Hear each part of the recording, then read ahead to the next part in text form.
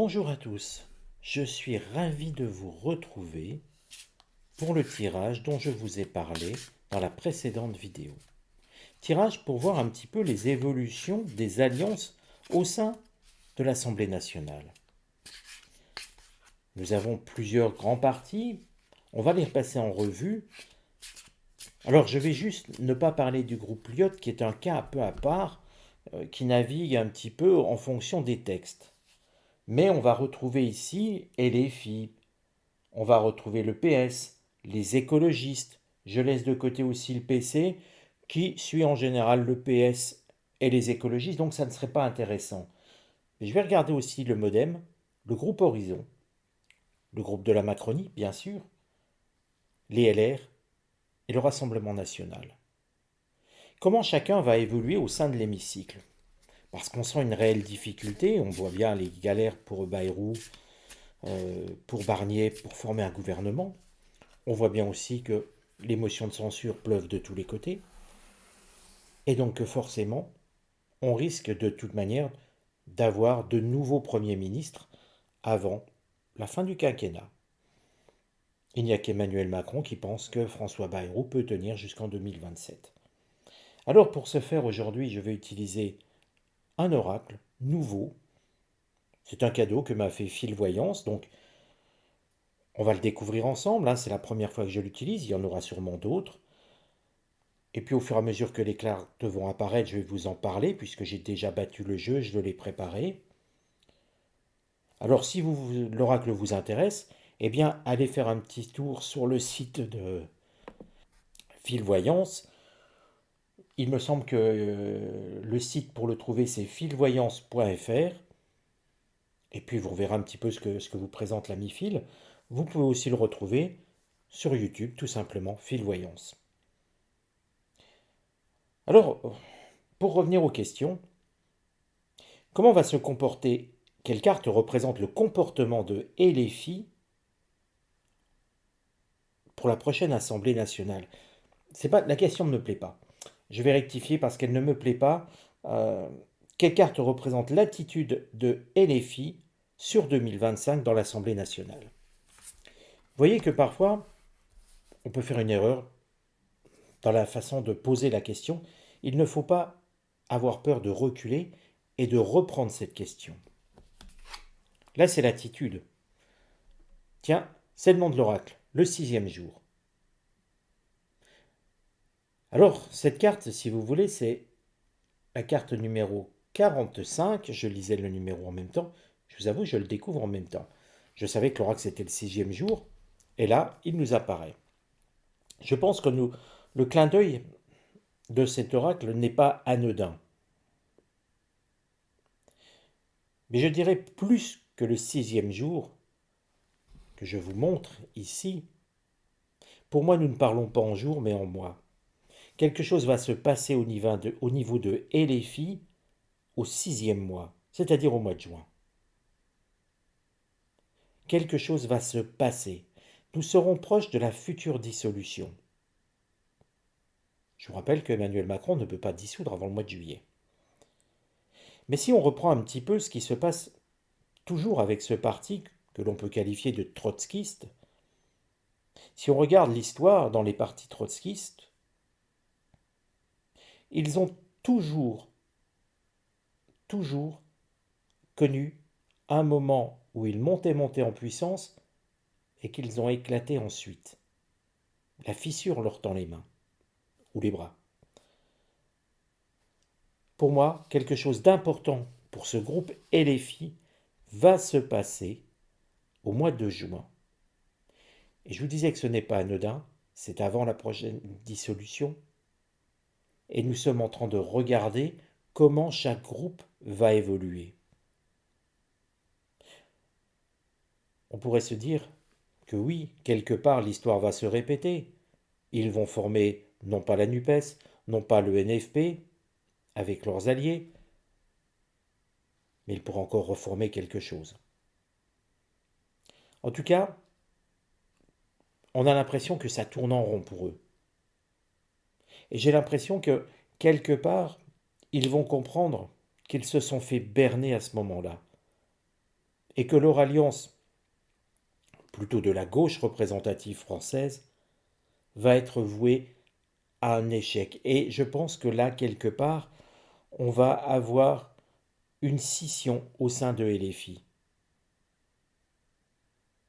C'est plutôt comme ça que je vois les choses, un parti qui tourne en rond et qui revient aux fondamentaux de son histoire, c'est-à-dire un parti trotskiste qui va se fissurer à l'approche de la prochaine dissolution, tout simplement parce qu'on les sentira en position de force à gauche. Quelle carte représente l'attitude des écologistes, du groupe écologiste, sur 2025 au sein de l'Assemblée nationale? La destruction. Là encore, plus que nous avons ici le 6e jour, plus que le groupe LFI, on a l'impression que le groupe écologiste va lui aussi connaître des moments douloureux sur 2025.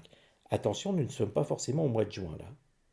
Mais on a l'impression que ce groupe, eh ben, il va éclater, lui aussi. Si on regarde deux partis de gauche étudiés, deux partis un qui se fissure, l'autre qui se détruit.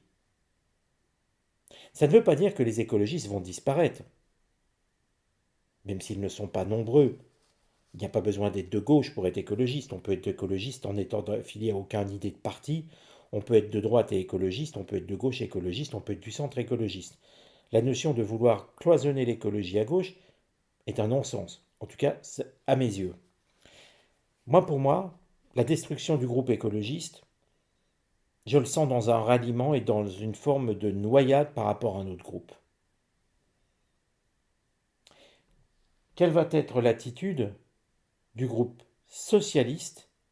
Quelle carte représente l'attitude du groupe socialiste à l'Assemblée nationale sur 2025?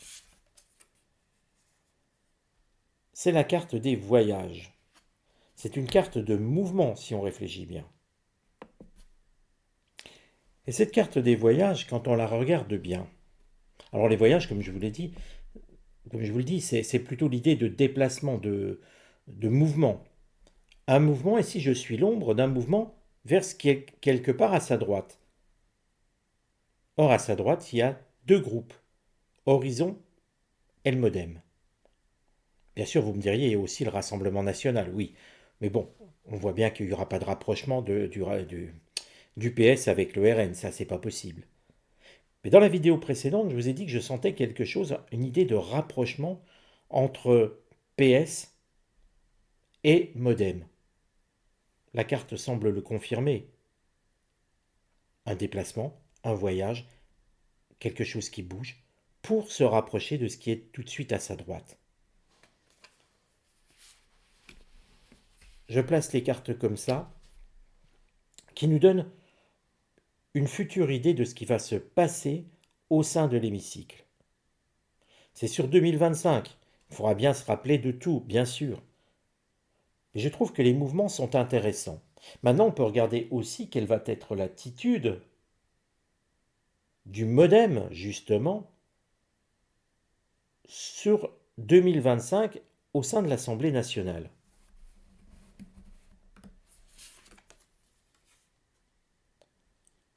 C'est la carte du secret. Le secret semble montrer des démarches qui vont exister,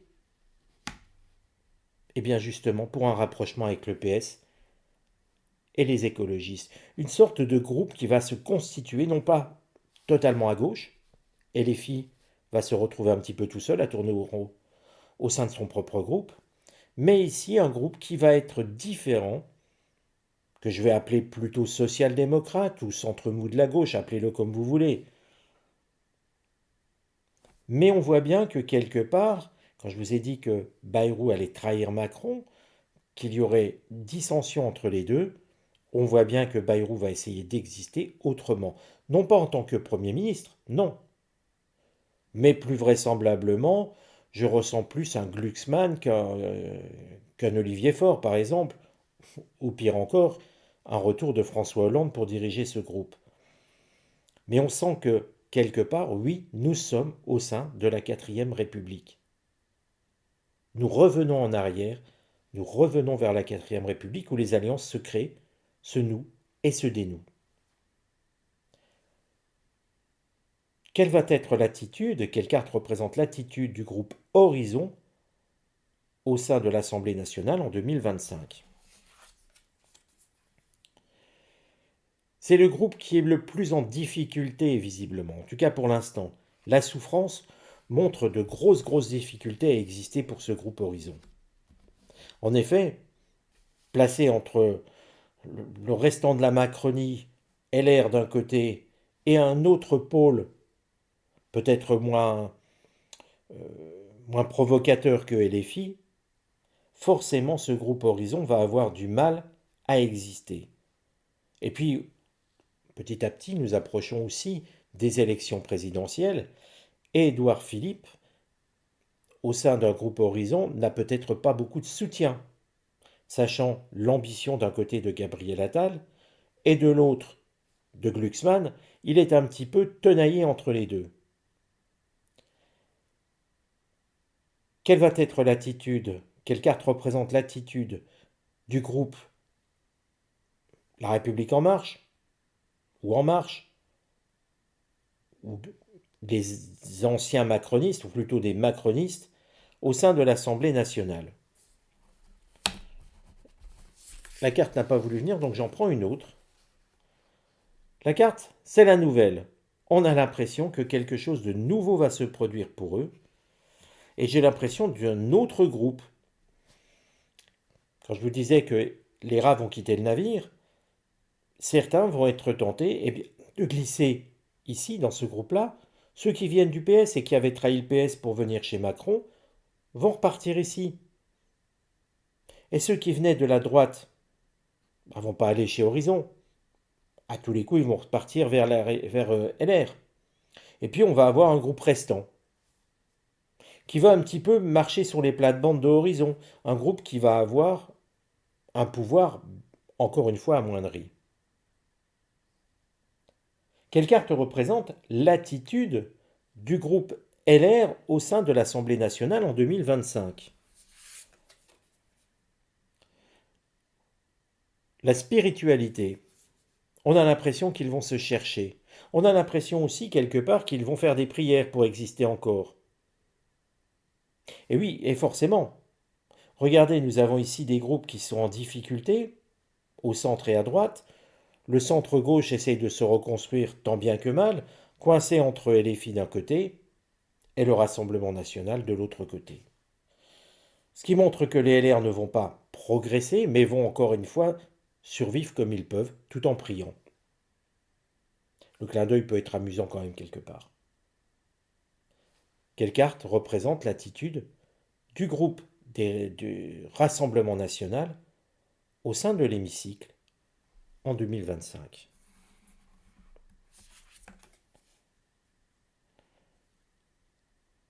Clin d'œil encore ici de cet oracle. Visiblement, je l'aime bien cet oracle, il m'amuse. Il m'amuse parce que quelque part, je vous dis souvent que l'oracle de Béline a beaucoup de clins d'œil. Là, pour la première fois, je fais un tirage avec cet oracle. Il nous montre une femme. Ça tombe bien, le Rassemblement national est dirigé par Marine Le Pen, qui est une femme. Ce que ça nous montre, c'est que ce groupe va suivre Marine Le Pen, bien sûr, et va tout faire pour la propulser encore plus sur le devant de la scène. On n'en doutait pas. Mais là, ça montre bien une forme de cristallisation autour de Marine Le Pen. À la fois pour prendre les coups à sa place, et je pense que quelque part, c'est une préparation à la mise sur orbite pour 2027. Plus encore que maintenant. Ce qui semblerait dire une forme de renforcement de ce groupe au sein de l'hémicycle. Eh bien les amis, il ne nous reste plus qu'à attendre, à voir les évolutions, si tout se confirme comme c'est prévu ici. Je vous donne rendez-vous dans une prochaine vidéo. Prenez soin de vous, prenez soin de vos proches. Et puis pour ceux qui sont intéressés, allez faire un petit coucou à Phil Voyance sur son site et sur sa chaîne. Et moi, je vous donne rendez-vous à très vite.